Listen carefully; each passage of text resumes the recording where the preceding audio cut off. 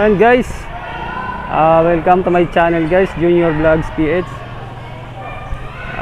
Ayan guys, bali nandito tayo ngayon sa Barangay 175 sa kanilang covered court guys. Kung saan i-relocate muna yung mga biktima ng mga nasunugan doon sa may Balintawak Street, doon sa Bridgestone guys.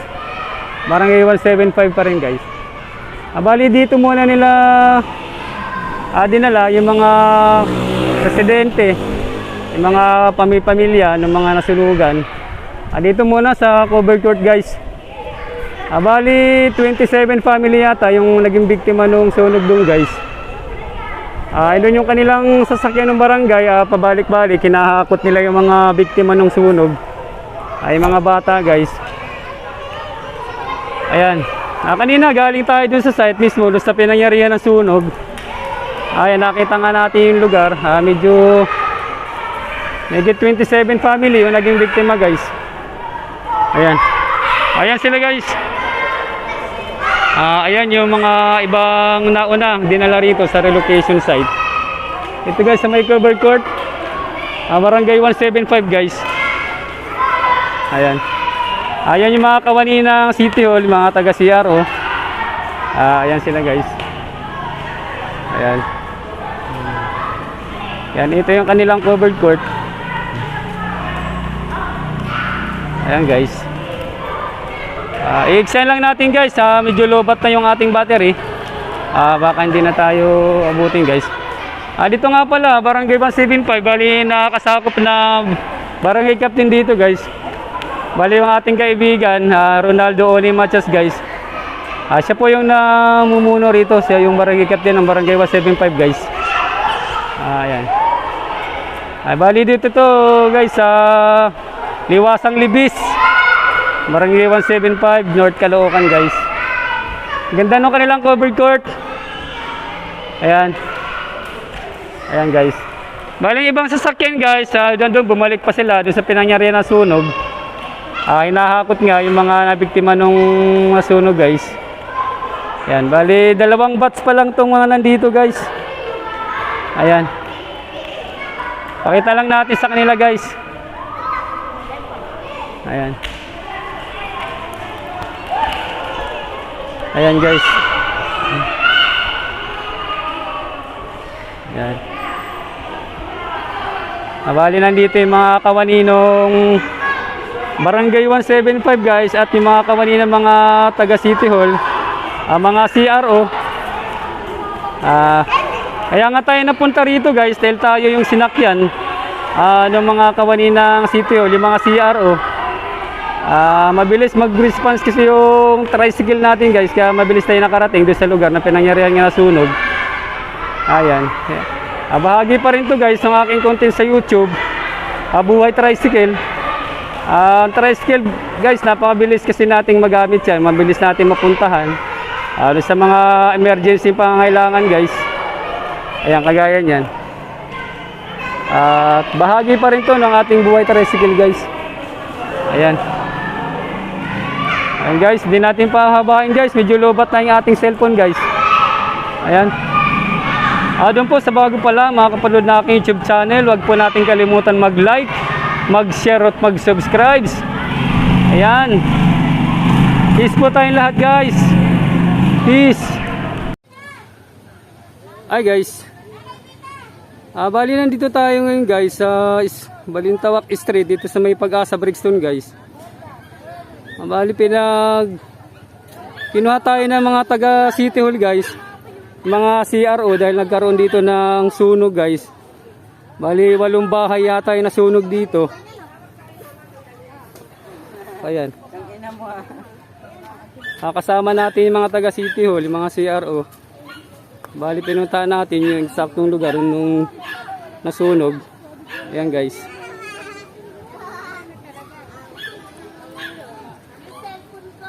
Ayan guys, unang taon ng 2021, kawawa naman dito yung mga taga Balintawak Street. Punta ka na lang dito. Ayan guys. Punta ka na lang dito. Punta ka. Ayan. Para maano mo rin yung lupa mo. Ayan. Bali kasama natin yung mga taga City Hall, yung mga CRO. Parang tayo yung kanilang sinakyan. Para puntahan nga itong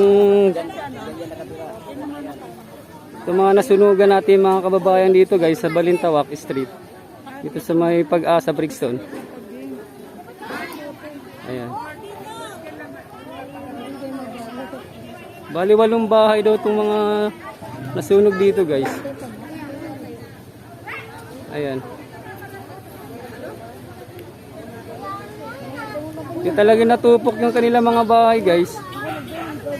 Ayan. Ayan.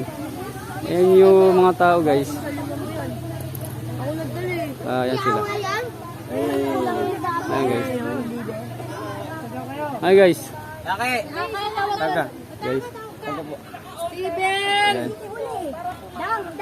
Kasama natin yung mga taga City Hall, yung mga CRO guys, para alamin nila kung ilang bahay ba yung nasunog dito. Ilang bahay yung mga nasunugan. Kayo po ba? Okay, Yes. ganito, no? Kailangan natin kayong madala sa relocation site na i-declare ng inyong kapitan. Okay? Supposedly, ang akin sanang ay sinasuggest ay ang Brixton Covered Court. Pero ang problema, may bayad po dyan. So, Friday pala yan. So, para po maayos kayo, iwasan nyo na humugan kayo kasi may kanya-kanya naman po kayo modular test. Ano? Yan yung agarang natulong muna na ibibigay ng ating mahal na mayor with congressman natin. Ano? Na kailangan mailagay muna kayo sa isang maayos na lugar. Kailangan na namin kayong madala sa covered court. Kung may mga kalalakihan kayo nakasama sa na dito, pwedeng kahit yung isa may iwan lang para bantayan. Pero pag may mga bata kayong maliliit, at saka isang kailangan madala na namin kayo doon sa Libis Covered Court. Kasi yun yung dineclare ng inyong kapitan. Medyo marami kayo, no? 27 families kayo, 97 individuals kayo. Okay, i-declare ko pa kung ilan ang minor, ilan ang buntis, ilan ang matanda doon. Okay, luckily, siyempre, nakikiramay din po kami sa inyong nangyaring ganito, no? Sabi nga, okay na naman nakawan tayo, wag lang masunugan. Pero, on our part, pasalamat po kami at wala po tayong casualties. Okay? So, doon po kami medyo na-boost yung aming no? Si Ma'am Esther po, ang inyong daycare president po dito sa buong Camarin area. At the same time po, siya po yung magiging top manager po ng area ninyo dahil siya rin po yung department head ng inyong barangay. Okay? Miss Edna ng Tala at inyong lingkod po sa pamamagitan po ng ating departamento, ang Caloocan City Social Welfare Department. Ano? With Sir Obet po at saka si Ma'am Mila Sampang. So ngayon po, magpapapunta na kami dito ng barangay para madala na po kayo sa Libis para yung initial na hot meal ninyo habang nag-aano po tayo maibigay na sa inyo at saka mabigyan na rin po kayo ng damit agad. So, yes po. Kahit po yung mga head of the family po, ipunin nyo na po para... ba sila na doon muna tayo sa Libis? Ay, ito po yung mga Hindi po ba? Tanongin po natin. Ayan, nadapa. Dang! Ayan guys, sabang kinakapanayam ng ating mga inaukulan dito sa barangay nila guys, yung ang mga residente na nasunugan. Pinaliwanag sa kanila kung saan sila muna dadalhin ng mga relocation nila guys. Ayan guys.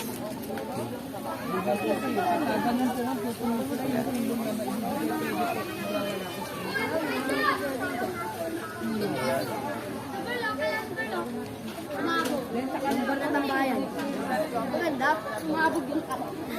Ay, maganda.